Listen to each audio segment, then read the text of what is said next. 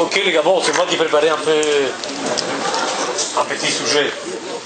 Un petit maintenant, mais moi je trouve que c'est un gros sujet. Les coachings, les gars. Quel comportement un coach il doit avoir, que ce soit à l'entraînement ou dans les matchs. La fonction que j'occupe, les gars, ça m'a permis aussi ça m'a permis beaucoup de grandir aussi au niveau de ma formation, parce que je suis en contact avec une trentaine de coachs, certains très bons, des autres moyens, et certains un peu plus faibles. Bon, ça, moi on me la réserve, c'est pas maintenant qu'on va faire une analyse pareil. Mais si on fait ça, les gars, c'est dans le but de s'améliorer, d'apprendre. Ouais. Mais je pense que c'est important, les gars, de prendre conscience, les gars, qu'on a une grande responsabilité avec les enfants et qu'on peut faire des dégâts énormes. Des dégâts énormes, parce que coaching aussi, les gars, ça veut dire être leader d'un groupe. Il y a des gens qui sont derrière toi. Quand toi tu dis un bon, les gars, il y a un impact très fort vis-à-vis d'un groupe. Dans ce cas-là, on va parler des joueurs, mais aussi des parents et de l'extérieur. Ça veut dire qu'on a une responsabilité très très forte, alors il faut prendre conscience de ça. Et, bon, comme Farid il a dit, on va parler, le premier thème, ça sera coaching. Deuxième thème, on parlera un peu sur la philosophie de l'école des jeunes, surtout au niveau de la circulation des ballons. Et après, on va essayer de mettre ça en pratique sur le terrain. Pourquoi on a choisi ces deux thèmes-là? Parce que, bon, écoutons avec Farid, ça sont des trucs qui parfois, je trouve qu'on est faible. Il y a moyen de s'améliorer. Même si, je dirais que maintenant, jusqu'à maintenant, par exemple, on n'a payé aucune amende des coachs suspendus ou expulsés. Ça veut dire que il y a moyen, il y a une certaine amélioration. Ah? Ouais, on a un mois d'octobre. Ouais, mais déjà, on a eu déjà des jeunes expulsés ou sanctionnés. Ok les gars, pour aborder les mots coaching, moi j'ai trouvé une bonne définition. Avant ça, il faut définir qu'est-ce que c'est un coaching. J'ai trouvé une bonne définition, c'est accompagner pour influencer les comportements d'un joueur pour arriver à un but déterminé, pour arriver à ton objectif. Ça c'est une bonne définition. Alors, cet accompagnement que tu dois faire avec les joueurs, ça doit s'orienter vers une certaine autonomie. Ça veut dire que c'est les joueurs qui vont prendre les décisions.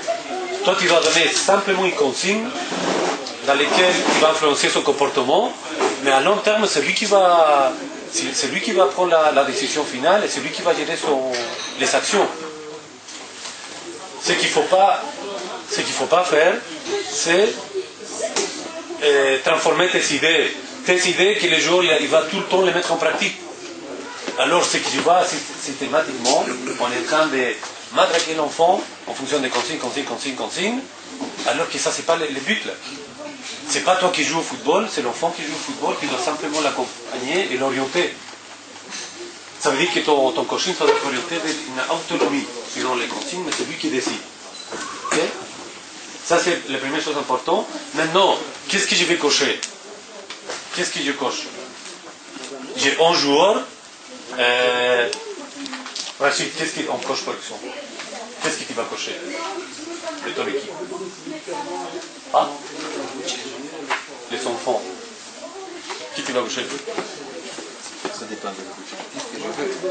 C'est que je veux dire. Ah? Je veux coacher qui n'a pas de balle.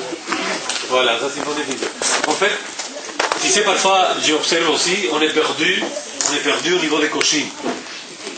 En football, les gars, il y a deux activités. Il y a une activité sportive. Peut-être que vous allez capter l'idée, mais bon, les noms qu'on veut. Moi, j'ai mis activité sportive, activité stratégique. Dans un match, par exemple, dans un entraînement, il y a une activité sportive et stratégique. Activité sportive, c'est l'activité liée au ballon. Là, il y a trois éléments. Il y a les ballons, il y a les joueurs qui possèdent le ballon, il y a les joueurs qui vont contraire le ballon. Il n'y a que ces trois éléments-là. Okay? Et après, il y a tout le reste. Et chaque fois, cette situation-là va changer. Encore une fois, trois nouveaux éléments, mais il y a toujours le reste. Et qu'est-ce que je vais cocher? Ce que je remarque souvent, les gars, les coachs, on perd énormément d'énergie en train de cocher ça, l'activité sportive. Alors que moi, je trouve que ça, c'est une perte de temps. Ces trucs-là, on ne peut pas les cocher, les gars, ça, il faut l'entraîner. Ces trucs-là, il faut l'entraîner sur le terrain. Si tu veux qu'un enfant il fasse un geste terminé, tu sais, parfois, quand un enfant rate un geste, ou même il fait un mauvais choix, parfois, j'observe, je dis, les coachs, ils sont vraiment culottés. Surtout qu'on est avec des enfants. Hein. Parce que si l'enfant a raté la page, je me demande, est-ce que lui, il a vraiment travaillé ça? Ah, est-ce qu'il a fait ça à l'entraînement? Moi, parfois, il fait l'analyse, peut-être qu'il n'a rien travaillé et il veut que l'enfant soit le meilleur maintenant au match. C'est trop tard. Hein. C'est trop tard. Alors, qu'est-ce qui se passe? Et parfois, on peut avoir des mauvaises paroles, des mauvais gestes, et on va arriver à dégoûter un enfant. Bon, pour continuer au niveau des coachings, moi je trouve qu'il y a deux types de coaching, deux types de coach. Hein? Il y a un coach qui va avoir un impact négatif sur un joueur, et il y a un coach qui va avoir un impact positif sur un joueur. En général, les coachs qui ont un impact négatif sur les joueurs, en général, sont des coachs qui pètent les plombs facilement. Sont des coachs, si on peut dire, il y a toujours une combinaison. C'est un coach qui détecte la faute et il punit. Ouais. C'est coach-là qui fait cet impact négatif sur l'enfant, c'est comme s'il l'accuse, après il sanctionne. Et en général, sont des coachs que si on fait une combinaison, à quel moment ces coachs-là, quels sont les faits déclenchants qui fait que ce coach-là, il va réagir comme ça? Quelqu'un sait me dire? Je sais pas bien sûr la question. Pourquoi un coach il pète les plombs? Il veut jouer le résultat. Il n'a pas transmis le... Les choses ne fonctionnent pas. Il veut jouer le résultat. Voilà, il y a deux choses. Tu sais, il y a deux ingrédients qui sont un déclencheur, c'est comme une bombe atomique pour certains, quand les mecs ne se maîtrisent pas. C'est quand il y a une faute. Une faute, ça veut dire on a perdu le ballon, on a cassé un goal, on a raté une passe, ou on a face à un résultat adverse. Ça, c'est l'effet déclenchant que c'est un mec qui va vraiment péter les plombs. Non. J'ai oublié de couper. Alors ça c'est vraiment l'effet le mec qui va péter les plombs. Et là aussi il y a un problème, les gars, tu sais, parce que moi je me demande, est-ce que ce coach-là il a vraiment réfléchi qu'est-ce que c'est le football? Est-ce qu'on est d'accord les gars que le football, quand tu vois Messi, Ronaldo, combien de buts Messi rate? Combien de passes Messi rate? Combien de passes Ronaldo? Et ça c'est le meilleur joueur au monde. Ça veut dire que si un coach il veut monter sur le terrain, il veut trouver la perfection, ça n'existe pas. Le football c'est un sport d'erreur. Ah? Sinon voilà. Le football c'est un sport d'erreur. Alors si le coach il est conscient que le football c'est un sport d'erreur, il va mieux gérer ça. Avant de péter les plombs, il va faire une petite réflexion. Ça c'est le type de coach les gars.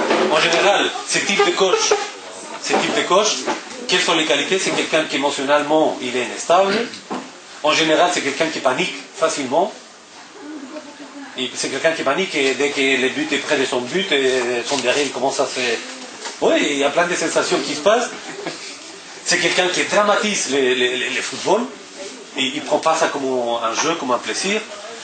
C'est quelqu'un aussi, peut-être qu'on va le voir aussi dans les vidéos, c'est quelqu'un qui n'a pas fait encore le déclic des coachs joueurs. Il y a beaucoup de coachs qui se comportent comme joueurs. Il y a beaucoup de coachs qui se comportent comme supporters. Et ça, ils ne sont pas arrivés à faire ce passage-là. On est le passage vers le coach. Et pour rapport à ce type de coach, les gars, je pense qu'il faut être attentif parce qu'on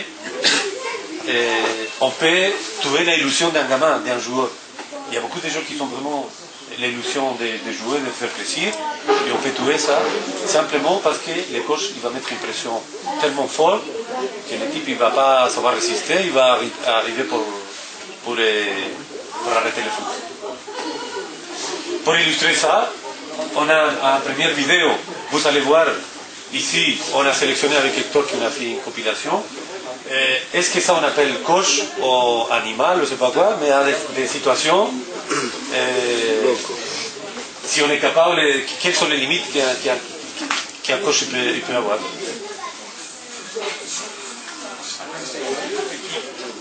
Dans deux équipes dans lesquelles il y a une différence au niveau technique, c'est très rare que j'arrive à battre cette équipe-là.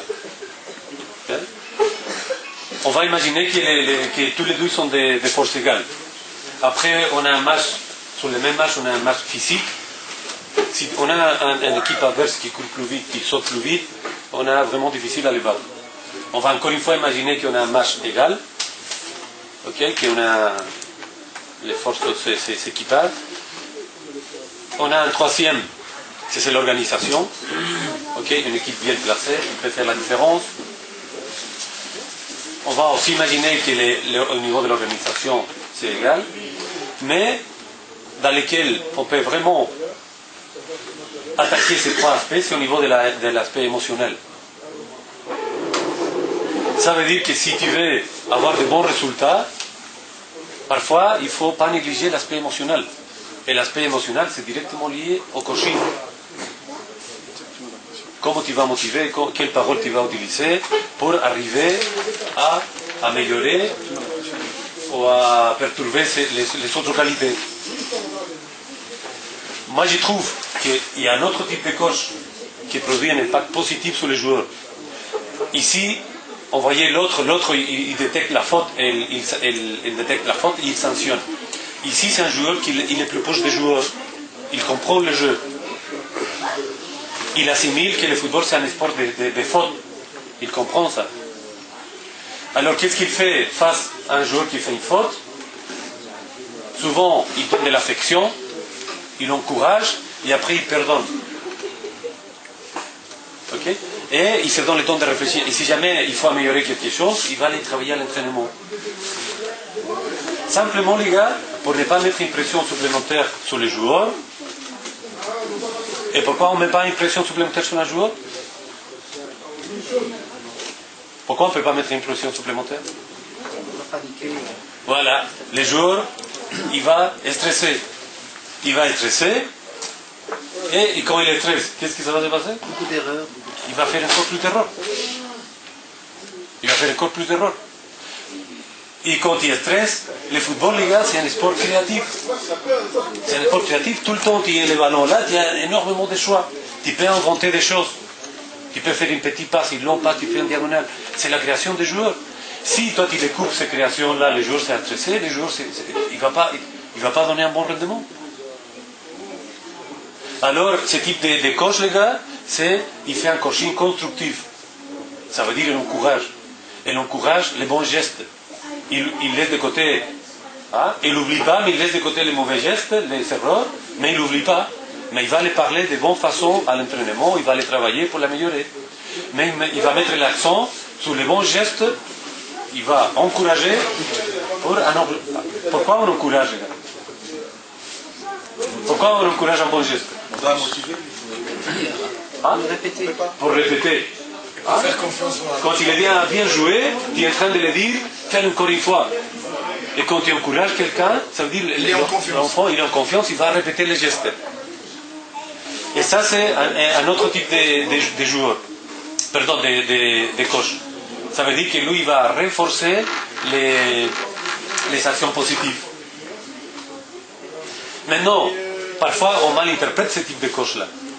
Hein? On dit ce coach-là, il est mou, il n'a pas de passion.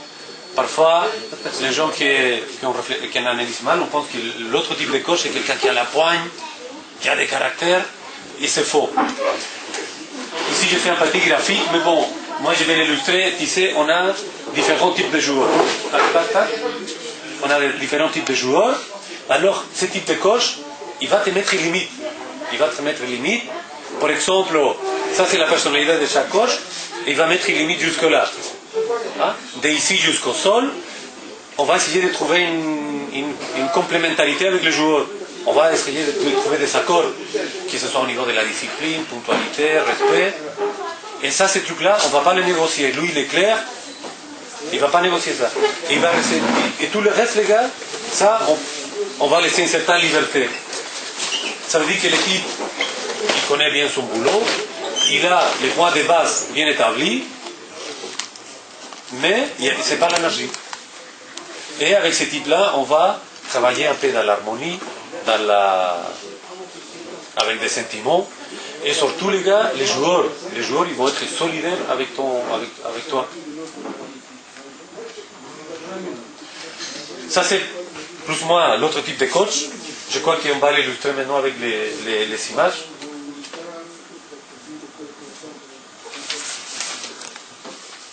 Ok. Juste que je vais dire, si on peut dire un péché que les coachs peuvent faire ou des petites phrases intéressantes. Par exemple, un péché qu'un coach peut faire est faire marcher des joueurs qui savent voler. Je ne sais pas si on comprend l'idée. Ah? Faire marcher des joueurs qui savent voler, ça veut dire c'est freiner. Un joueur qui sait aller vite, ah, et toi tu ne vas pas. Tu l'entraînes et tu ne le fais pas comprendre qu'il peut aller plus vite. Ou on le possède. Parfois, ça aussi, on fait des gaffes énormes. Ou vouloir faire voler des joueurs qui savent seulement marcher. Ça, c'est aussi un péché que parfois on. Ça veut dire qu'on doit différencier hein, quand les joueurs ne veulent pas ou il n'est pas capable. On ne peut pas mesurer tout le monde avec la même base. Et un exemple, penser que c'est déjà difficile. Penser c'est déjà difficile, le faire au courant, c'est encore plus. Les moments de la vie dans lesquels on grandit ou réussit sont directement liés aux échecs. Parce que les échecs sont formatifs. On apprend avec les échecs. Aussi important, les gars, pas permettre qu'un échec détériore ton autoestime. Sí. Normalement, un échec, les gars, Sí. prends un échec, pas comme si c'est la fin du monde, prends l'échec comme un retardement Ah oui, à une yo estoy en réussite. Barca. ¿Eh? ¿Tú te où? Aussi, tu dois aimer les joueurs pour pouvoir gagner. A Venice. On ne doit pas aimer les joueurs parce qu'il a gagné. Quatre. Je ne sais pas si vous comprenez l'idée. Ah? Ici, les gars, hyper important aussi, parce que moi je trouve que parfois les coachs sont opportunistes. Yo estoy en reunión. Et les joueurs, ils perçoivent ça. Yo estoy en reunión. Quelqu'un qui te fait un bon goal, un bon geste, on l'aime, tu vas le féliciter. Estamos con. Et quand il joue mal, tu le laisses tomber et tu les m'attaques. Les joueurs n'oublient pas ça. Ils reconnaissent quand dans la défaite, dans l'erreur, tu es solidaire avec lui, tu le donnes de l'amour. Voilà les gars, ça c'est au niveau des coachings. Maintenant, on va passer au deuxième thème, c'est au niveau de la circulation des ballons. Bon, un autre truc dans lequel on doit encore s'améliorer, c'est au niveau de la circulation des ballons. Nous avons une philosophie de jeu, c'est un style de jeu en direct, dans lequel on doit privilégier la circulation des ballons. Et pour ça aussi, il y a quelques ingrédients qui interviennent. Ici, je ne vais pas parler beaucoup, simplement on va observer une vidéo dans laquelle on va trouver tous les ingrédients qu'on peut trouver dans une bonne circulation de ballon. Et ici, les gars, il n'y a pas d'excuse. Je suis avec Farid et Hector. Ici, ce n'est pas le Barcelone, c'est une autre équipe. Parce que souvent, quand je le dis à un coach, je le fais une remarque, je dis ça va, mais la circulation de ballon, pas terrible. Ah, mais j'ai pas les joueurs. Ici, c'est une équipe, les gars, oui, professionnelle, mais à niveau faible, individuellement faible, mais qui jouent un bon football simplement parce qu'ils sont bien placés, parce qu'il y a un travail dans la semaine. Il y a un travail collectif. Il y a juste ici un problème, et nous, on ne demande pas ça, c'est d'aller marquer des buts. Parfois, pour aller marquer des buts, il faut juste qu'une action individuelle de 1 ou 2 joueurs, qui marque des buts. Mais d'arriver à ramener le ballon vers le but, ça c'est la responsabilité des coachs. La finition de l'action, parfois c'est l'inspiration d'un joueur. Si tu n'as pas ce joueur-là, parfois on ne sait rien faire. Mais tout le reste derrière, il y a moyen de le faire. Alors, on va illustrer ces vidéos-là et vous allez voir. Des potes. On adorait jouer ensemble. On s'amusait beaucoup réunis. On a essayé de faire le mieux possible, attaquer beaucoup et ensuite récupérer et avec l'illusion de réattaquer, d'attaquer encore une fois. Et on attendait que la chance nous accompagne. On était des nuls. Hein? Ça c'est la preuve, les gars, que le football, les gars, il y a ce côté-là amical, émotionnel, qu'il ne faut pas négliger, les gars. C'est indispensable que nous soyons confiants, qu'ils soient contents, qu'ils soient heureux d'intégrer une équipe. Hein? Simplement parce que le football, c'est ça, les gars, c'est une fête, c'est la créativité, et des joueurs stressés, malheureux, ils ne vont pas te donner de bons rendements. Et pour répondre à la question que lui dit, ça c'est des joueurs banals qu'on peut pratiquer un bon football. Il y a un autre type de coach qui demande d'avoir les meilleurs joueurs pour pratiquer un bon football, mais les meilleurs joueurs, il y a un seul, et c'est pas lui qui les connaît. C'est son copain. Il va démontrer. Diego.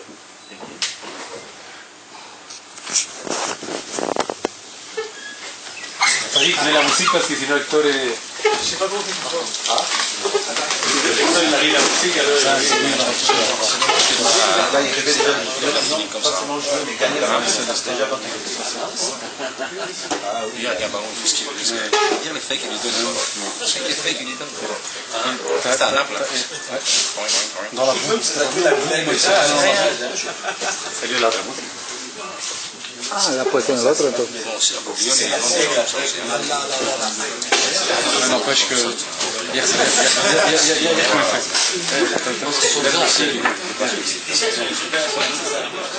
Por favor, quisiera que me expliques un poco qué es lo que va a pasar ahorita. Bueno, lo que vamos a hacer es a ver lo que aprendimos. Bueno, si es aprender, porque normalmente son cosas que ya tendremos que saber todos aquí, los entrenadores. Y vamos a ver si en práctica lo que se hace ahí en teoría se puede hacer. Si nosotros somos capaces de hacer para aprender a nuestros críos, si se puede decir así, nuestros críos. Voilà. Je le fais en version française pour que tout le monde comprenne. S'il te plaît. Voilà. Donc ici, voilà, un match amical avec les coachs. Et on va essayer de mettre en pratique ce qu'en théorie on nous demande. On nous demande évidemment depuis que je suis ici à l'Union, depuis que je joue à l'Union. Voir si on est capable de le faire pour évidemment le mettre en évidence avec nos enfants, si on peut dire ça comme ça. ¿Y c'est quoi tu equipo? C'est quoi tu equipo? Qu'est-ce que tu entraînes? Moi j'entraîne les U16. U16. Et comment va? Ah ben ça fait 4 matchs qu'on joue, donc 3 matchs perdus, un match nul. Ouais. Je trouve qu'on essaie de pratiquer un football qu'on nous demande, un football donc balle au pied, donc touche de balle. Ouais. Évidemment, quand une mauvaise passe arrive, une erreur est faite, ce qui peut arriver dans beaucoup d'équipes, contre-attaque, on encaisse un goal et ça peut nous coûter cher. Mais bon, on a cette théorie, on nous demande de faire un certain football et on essaie de le mettre tout simplement. Malgré peut-être des défaites, on est là pour remotiver les troupes, pour travailler et ne plus commettre ces erreurs-là de toute façon. Pour qu'on puisse, en jouant notre football, de cette passe, de jeu en passe, aller vers l'avant et marquer et évidemment gagner. Ok. Merci, Stéphane. De rien.